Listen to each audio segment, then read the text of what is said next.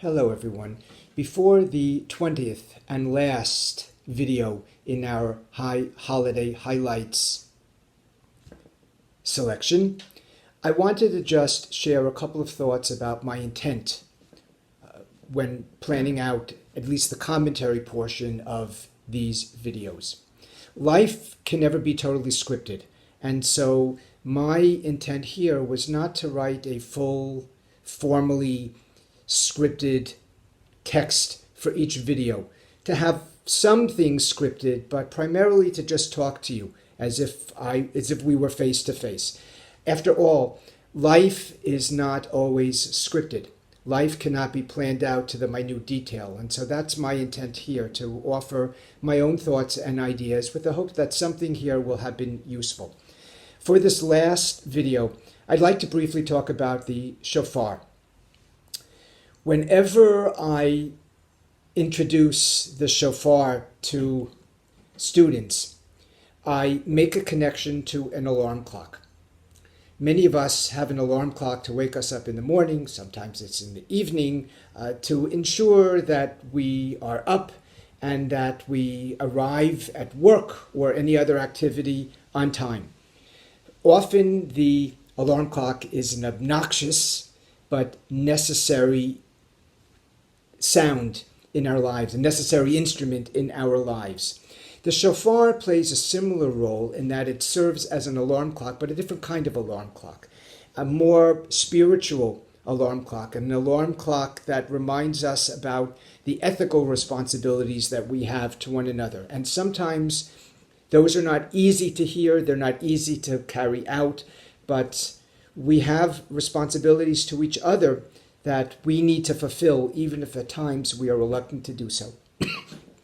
So I'd like to think about the shofar as this spiritual, emotional, ethical alarm clock, which enables us to move forward in our lives. Now, interesting that the regular alarm clock that enables us to get to work on time, doesn't make any other suggestion about how we live our lives. All it is a sound. It's a loud sound which reminds us it's time to wake up. The shofar is different. The shofar is not just a physical sound.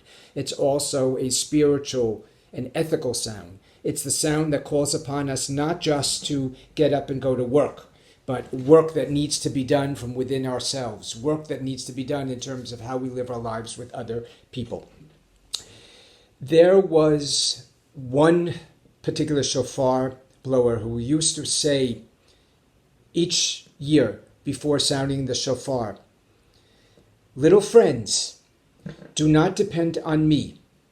Everyone had better take their own part." The idea here is that even as we all hear the shofar, how we listen depends on each one of us. We rely on one another for a sense of community, but ultimately how we live our lives will depend on us as individuals. Now, I'm going to quote a common and very popular traditional Jewish source, Bob Dylan, who wrote a song once called "Trust Yourself." Trust yourself.